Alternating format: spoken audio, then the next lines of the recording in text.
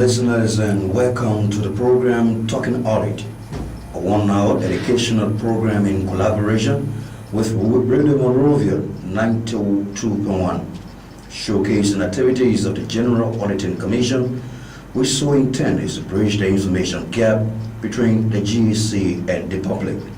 In today's edition, we have as our guest the Chief Auditor of the Republic of Liberia, Honorable Robert L. Kibbe. A.G. Kibbe will be educating the public on two topics in the field of auditing, namely internal control, with emphasis on the relationship between quality control and standards, and data warehousing. 25 minutes will be allotted to each of the topics on a discussion. Not forgetting, in 1882, an act of the legislature was passed to fast and pray. It was on that day that Liberia came under attack by external aggression, a situation that prompted President Alpha Rosa to call for a day of fast and pray. So today, Liberians are observing a national holiday to fast and pray for the country. In today's edition of Talking Audit, forming part of this edition is our Chief of Operations. She's Ms. Jacqueline Jigs, along with our cameraman, Mr. Ronald Campbell.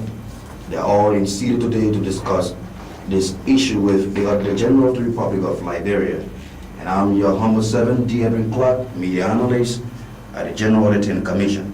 Mr. Kevin, welcome once again to the program Talking Audit. Thank you, Mr. Clark. And this program is repeated the same day at 8 p.m., Wednesdays and Friday. Mr. Kebe would first look at the issue of internal control. To better get the understanding on this discussion, please describe or give the difference between quality control versus that of internal audits and that of quality assurance. Thank you. First, I would like to say that I would like to acknowledge that this is a final coverage of the organizational structure piece of the program. So I will be back, but I don't know when. Based on the stage. Directors to take care. Yeah, okay. Exactly. So thank you for the 2 minutes given us. Yeah, I just want to acknowledge that first. Okay. But yeah, to address your question, it's often confused even within the audit or business arena that quality control, what quality control represents versus internal audits versus quality assurance. From an auditing standpoint, quality control has to do with ensuring that the auditor work meets certain excellence standards of quality. So when we organize the quality control department at the GAC, it is intended to ensure that when the auditors conduct their audit in the field and come in with their working papers, documentation, all of the required documentation for the auditee, which is the organization they are auditing, that those documents meet the standards against which we are auditing. I said in the past that when auditors audit, we audit against standards. Without standards, you don't know what you're auditing against. You got to audit against something. And so the quality control department is responsible for reviewing the auditor's work. Now, we could have named it quality assurance, but quality assurance would have been kind of an intervention between the different activities that the auditors are conducting in the field. So if you take out the quality control and you put in quality assurance, then you mean that every time an auditor does something, that group will have to intervene in the process. But you want to keep them autonomous and keep them away from the quality control group. So quality control group would then look at the product that comes out of the auditor's work at different stages of the audit rather than having to intervene or interfere with the auditors while they're conducting their work. Yeah, you talk about the issue of interference. The public ought to say that the auditors are on the field conducting the work, then you have another segment like what you call the quality assurance. Some will say that there are some still managing the work of the auditors. Yeah. Why not wait until the quality control can take over after the completion of the audit? Exactly. Well, why is it necessary? Well, it's because you don't want confusion while you're at a compliance site. Okay. If it was a technology institution, then it would be different because if you, for example, had your systems people developing software or developing a system, and you didn't intervene, it's very expensive for you to, once you get past that particular process down the stream, so they've already developed your programs, they've already compiled your programs, they already configure certain things. So if you didn't intervene at that point, then it would be more costly. So, but from an auditing standpoint, it just means that if you missed something and the quality control group found out at the end of that particular phase, then you can go back and rectify it. It won't be a problem. It's not as expensive as in the technology. So we are clear understanding, just trying to limit the work of the quality control. Not limited, but to get them out of interference with the auditor while they conduct the work at the client site. Okay, so when it comes to the quality control? That's correct. So you have a more proactive way of ensuring that quality is in it. Reactive means you've already done it, and so now I'm reviewing it, so we've got to go back and fix it. So it's a matter of cost benefit, depending. The quality assurance is more costly to implement as a department than quality control, but it really doesn't have a major impact in terms of the results. So within the quality control, what exactly do they verify? Okay, yeah, good question. One of the things to verify, for example, we talk about the fact that the GSC is supposed to meet some international auditing standards.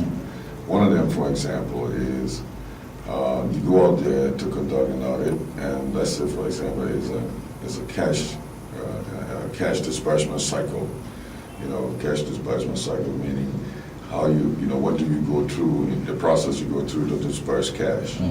Okay, so there are certain requirements of things or different points of cash you will have to verify through that cycle to determine whether they met those requirements. So when they're looking to verify or determine whether you did the right thing, they are looking at whether you look at all aspects of that cash disbursement cycle, for example. Or if you had a population of, let's say, 1 million invoices from finance that you had to look at, you had to get a representative sample of those invoices. And if you know about sampling, if you don't have a representative sample, then your result is not going to represent what those invoices would be. So they want to know whether you apply the appropriate sampling technique in that sense. So and again, when we say we audit against standards, it means that there's some way to verify your work, objective way of verifying your work. With these introductions, because people took it for granted, but you have to take those things into consideration.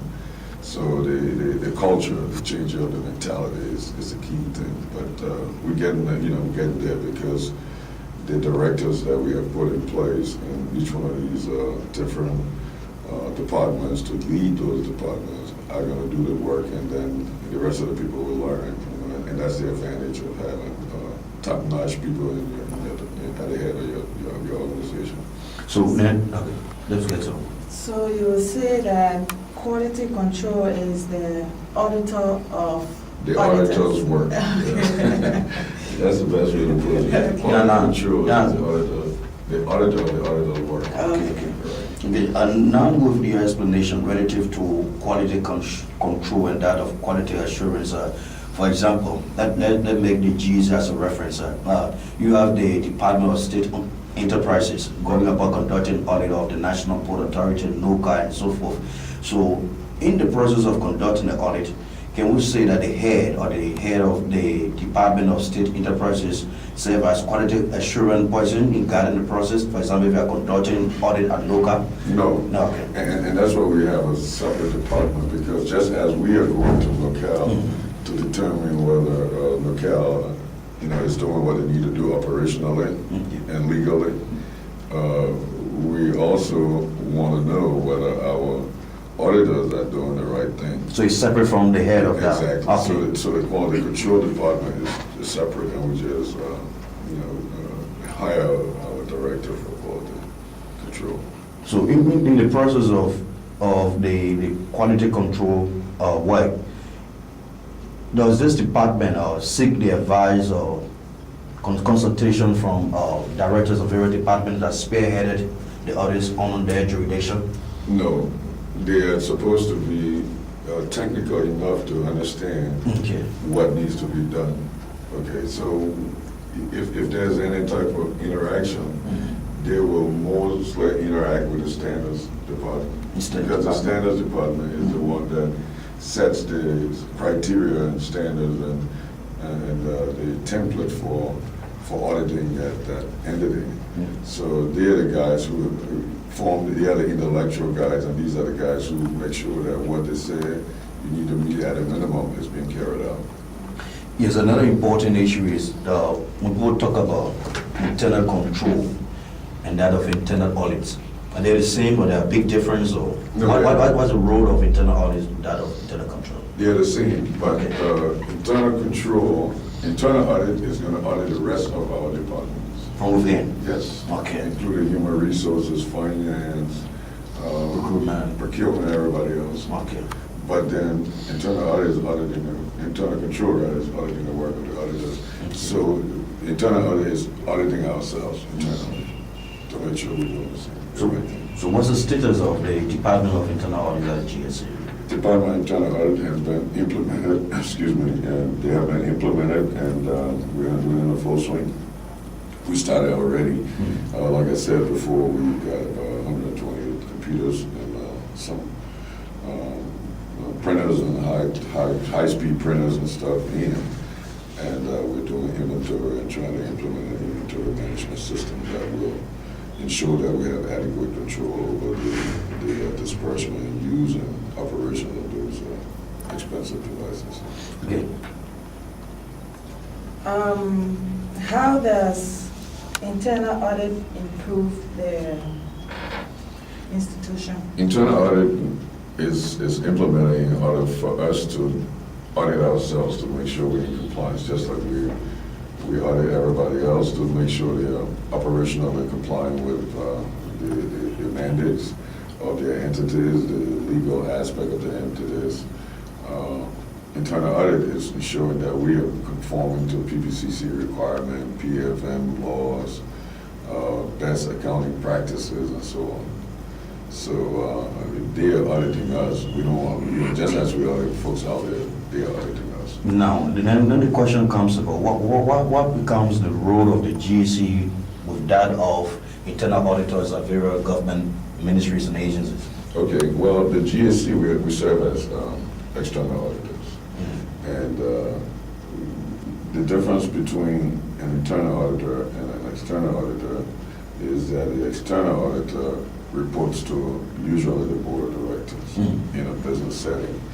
Here we are supposed to, so in essence, our board of directors, in this sense, will be the PSC committee. From the legislature? Correct. Okay. And internal auditors report to management. Okay. So the internal auditors are supposed to be reporting to the president, Okay. technically speaking. Okay, let's get back to the quality control, because it's a very important topic that needs clarity and better information to the public.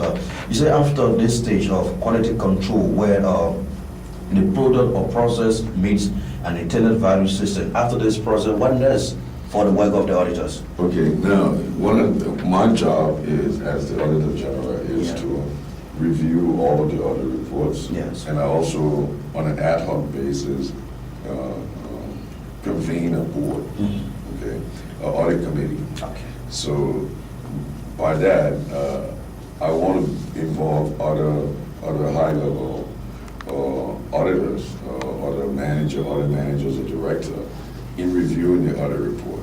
Because before I sign the audit report, I want to make sure that it has all of the components and meet all the requirements. But remember, it's a lengthy process, and so I will have to streamline the process and involve certain expertise in such a way in a meeting that if we went over the report, it would make sense, and that the audit evidence that was gathered will culminate into the opinion that we issue, and we can issue one of 4 opinions in the audit report. One of them is, for example, the best opinion you want is an unqualified opinion, meaning everything went well. A qualified opinion means you had a little bit of problem somewhere. And again, it's technical because depending on depending on where you make comments in the report, before the opinion paragraph or after the opinion paragraph, there's a paragraph in the audit report they call the opinion paragraph. So the magnitude. That's the opinion of the Auditor General. Correct. Okay. So if the issue that you have is above the opinion paragraph in the report, if I said something above the opinion paragraph, that may has more weight than if I said it after my opinion. Well, why do you think that is done? It's technical. we'll get into for a long time. It'll be a long topic, but we can discuss that another time. Yeah, any expose on the issue of when the work is completed from the quality control, we talk about the report, the auditors meeting you to have your signature affixed, and talk about the issue of audit committee. Why is it necessary to bring up an audit committee when these audits have gone through the entire process from stage to stage and they finally rest on your desk? Very good question. Yeah. You know, you can't be too right. You can be too wrong. Okay? At all times. Yeah. so that's just another way of ensuring that that you got some other people who understand. For example, the technology IT audit director or auditor might be on the committee, and compliance audit will be on the committee. These individuals will, and when we sit together and I ask questions across the board, which will be cross-examination, that I'm comfortable enough to affix my signature to the report. So meaning that you should rely on them on the basis of facts and evidence when it comes to the audit being conducted. Yeah, then I will be doing some intellectual and you analysis. You take into account you're independent and professional. Correct. Thank you very much. He's Liberia's Auditor General Robert Kebe. We are here today on the program talking audit in collaboration with Radio Monrovia 92.1. And this morning we're talking two basic topics here. This morning we talk about internal control with emphasis on quality control and standards. And we're also going to discuss the topic relating to data warehousing. In our first stage of the discussion this morning, the Auditor General explained to us the difference between quality control versus internal audits and that of quality assurance. And this program, once again, is repeated the same day at 8 p.m. Wednesdays and Friday.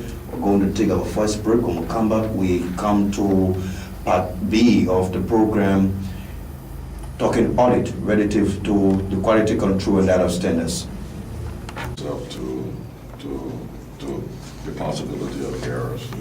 You're trying to put together a department that will give you full assurance that the work of the auditor, to an extent, has some quality to it, and that's what the term quality means. It means that we're satisfied with the work, we've reviewed it, and because, as I said, all of this culminated into an opinion.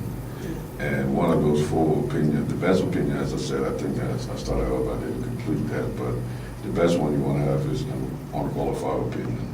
It sounds funny, but unqualified means that it's the best. Unqualified, but it is somehow the best. Yeah, the best opinion.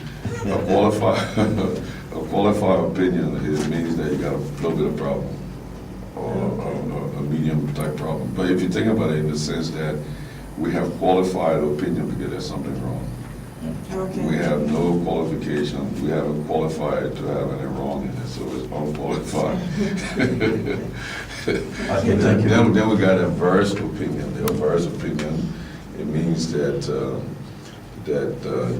you have violated some of the accounting standards that you were supposed to implement. Okay. That's adversity. And then the disclaimer of opinion, you limited us in terms of we want to look for information. You didn't give us all, so we said we can't audit because we don't have sufficient information. So those are the four types of opinions. So the opinion of the auditee is included? When did you come about with that? No, in other words, when we issue an audit report, it has to have one of those four opinions. Oh, okay. Okay, thank you very much. Let's get to the issue relative to the relationship between quality control, because our emphasis today is to do with internal control, quality control. But now, this issue, which is B of this discussion today, the relationship between quality control and standards, because in your other statement you said that quality control is where standard takes place. So please explain a little. Yeah, what happens there, and it addresses a question that Jacqueline asked earlier. In order to audit, again, you've got to be auditing against something. And those things are referred to as standards. Okay. So you'd be surprised that a CPA can audit any organization, whether you're a lawyer, whether you're a doctor, whether you're an engineer, you're a geologist, we can audit any work you do.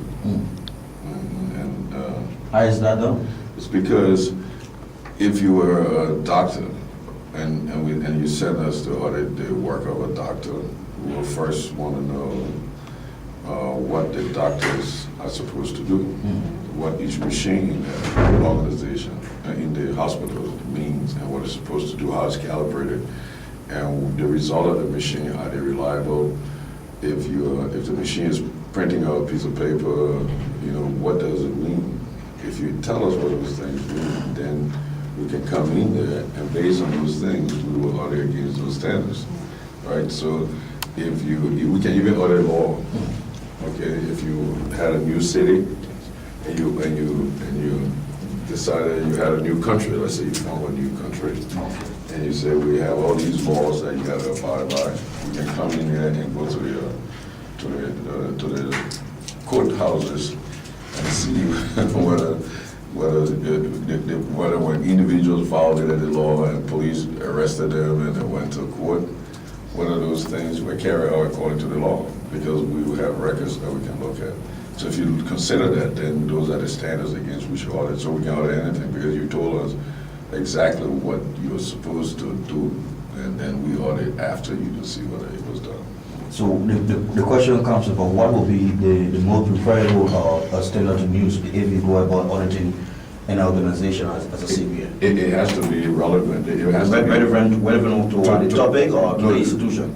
To the industry. Industry, okay. Yeah, so if you in the medical industry, we'll go according to medical laws. If you go in the legal industry, we'll audit against the legals, the legality of what we're looking at. If you go into engineering, then we're looking at that. So if you take that into consideration, then anytime you give us standards, that we refer to as the standards, that is the reporting aspect of it, the auditee side of it, then we got to apply the appropriate auditing standards to ensure that we auditing against those rules, regulations, and principles.